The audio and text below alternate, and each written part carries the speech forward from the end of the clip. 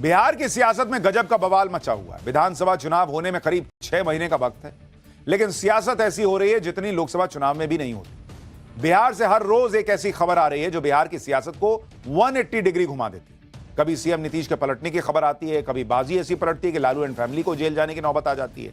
अब तो अचानक सीएम नीतीश कुमार के ऊपर एफआईआर दर्ज होने की मांग उठने लगी। अब जो नया कांड हुआ है उसके बाद सीएम नीतीश कुमार के सियासी करियर पर भी सवाल उठने लगे। विपक्ष ने तो भविष्यवाणी कर ही दी थी, अब तो लोग भी पूछ रहे हैं कि क्या नीतीश कुमार मुख्यमंत्री बन भी पाएंगे इस बार या नहीं। लोग तो यह भी पूछ रहे हैं कि क्या नीतीश कुमार के साथ कुछ केमिकल लोचा हो गया है। नीतीश का वो कांड जिसने बीजेपी के लिए भी मुश्किल बढ़ा दी है और कैसे कैसे सवाल उठ रहे हैं, ये सब बताऊंगा। पहले आज जो हंगामा हुआ है उसकी एक झलक देखिए।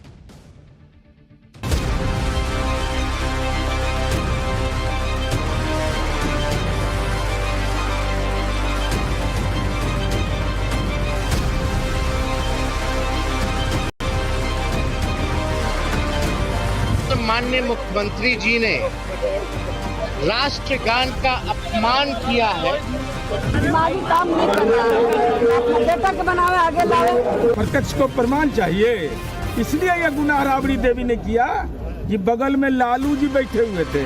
राष्ट्रगान का अपमान करने वाले लोगों पर 3 साल की सजा है। इनके माता पिता राष्ट्रगान में बैठे रह जाएं, तो वो भूल नहीं। शारीरिक तौर पर थक गए हैं, फिजिकली टायर्ड और मेंटली रिटायर्ड। राजनीति में वार पलटवार और इस्तीफे की मांग आम बात है, लेकिन इस बार नीतीश कुमार के ऊपर जो आफत आई है वो उन्होंने खुद मोल ली। यकीन नहीं आता तो आप तस्वीरें देखिए। नीतीश कुमार एक स्पोर्ट्स इवेंट में पहुंचे हुए थे। विपक्ष का आरोप है कि इस दौरान उन्होंने राष्ट्रगान का अपमान किया। वो एक बार नहीं बल्कि 2 बार। उनकी हरकतों ने मंच पर मौजूद बिहार सरकार के मंत्रियों, जेडीयू के नेताओं और अफसरों को भी हैरान परेशान कर दिया। दरअसल कार्यक्रम में राष्ट्रगान बजा। राष्ट्रगान के दौरान नीतीश कुमार जिस तरह की हरकतें करते दिखे, उसी के बाद वो ट्रोल हो गए। ये वीडियो राष्ट्रगान के दौरान मंच का है। मंच पर मौजूद सभी लोग सावधान की मुद्रा में हैं, लेकिन सीएम नीतीश कुमार अलग ही मूड में दिख रहे हैं। वो इधर उधर नजरें घुमाते हैं, फिर चीफ सेक्रेटरी दीपक कुमार की बांह छूकर टोकते हैं, हंसते मुस्कुराते हैं, कुछ कहते हैं। चीफ सेक्रेटरी भी हड़बड़ाए हुए कि क्या ही कर रहे हैं बॉस, देखिए ना राष्ट्रगान नहीं चल रहा है। राष्ट्रगान के दौरान ही वो किसी को हाथ जोड़कर नमस्कार भी कर देते हैं। इस दौरान दीपक कुमार बहुत असहज दिख रहे हैं। वो नीतीश कुमार को रोकने की कोशिश भी करते हैं, लेकिन नीतीश कुमार तो अलग ही मूड में थे। एक बार दिखाइए वहां तस्वीर क्या हुई है।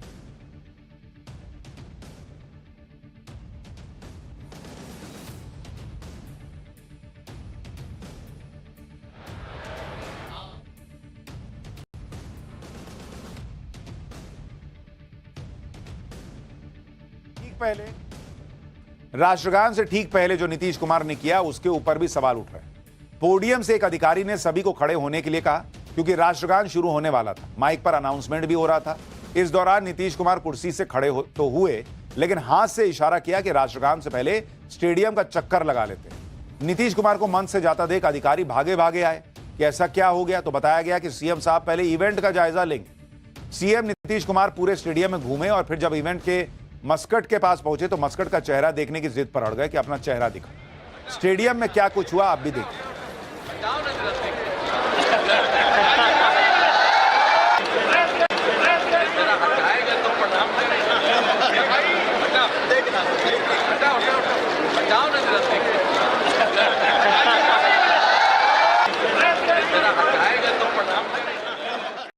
नीतीश कुमार पहले ही बिहार में बढ़ते क्राइम को लेकर घिरे हुए थे। लगातार ऐसी हरकतें कर रहे थे कि उनके सीएम बने रहने पर सवाल उठने लगे थे।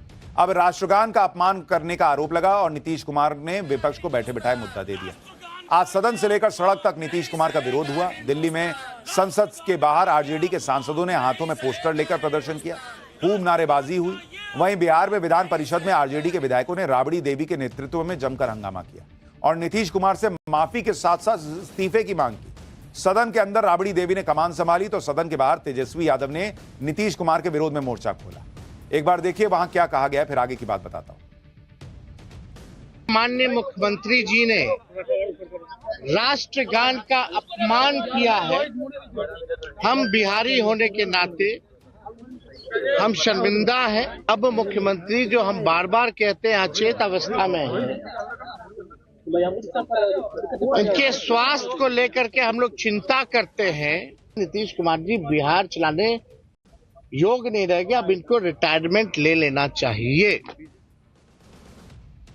नीतीश कुमार ने अपने पूरे होशो हवास में राष्ट्रगान का अपमान किया या अनजाने में किया, यह तो नीतीश कुमार ही जाने, लेकिन उनकी मुश्किलें बढ़ना तय है क्योंकि राष्ट्रगान के अपमान पर नीतीश कुमार के खिलाफ एफआईआर दर्ज हो गई।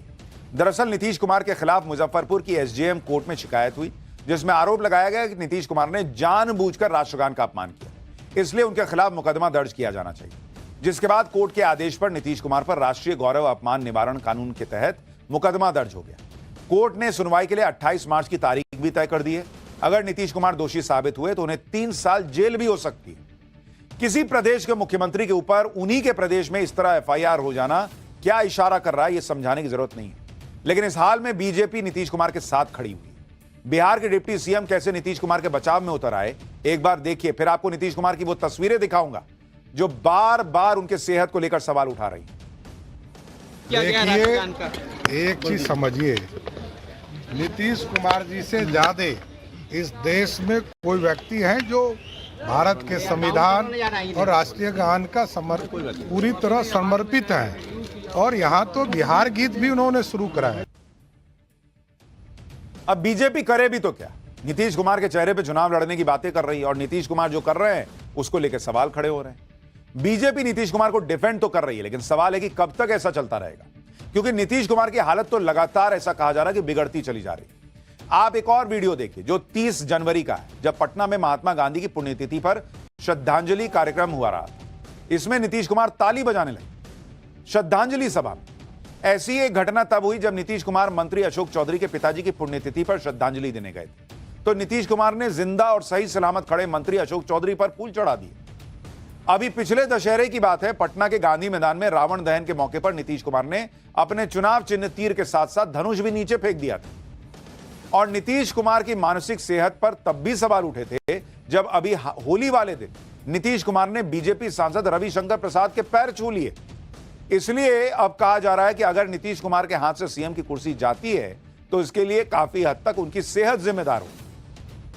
और प्रशांत किशोर तो पहले ही भविष्यवाणी कर चुके हैं कि इस बार कोई भी मुख्यमंत्री बन जाए, नीतीश कुमार तो नहीं बनने वाले। लोग नीतीश कुमार की हालत देखकर, उनके जो इस तरह के वीडियोज आ रहे हैं उसको देखकर लोग पूछ रहे हैं भाई कि बिहार में ये सीएम बनेंगे नहीं बनेंगे, और बने रह पाने की स्थिति में है भी या नहीं है। पाठशाला में अब अगली क्लास। इधर वक्फ औरंगजेब पर बवाल, उधर आरएसएस ने मोदी का 2029 और योगी का 2027 सेट कर दिया। क्या पीएम मोदी के संघ कार्यालय जाने के ठीक पहले 2029 के लिए कौन सा मेगा प्लान बना लिया है आरएसएस ने? कुंभ को कोसने वाले इफ्तारी में बिजी सीएम योगी ने किसके लिए कुर्सी तक छोड़ने का ऐलान कर दिया था, अब इसका क्या?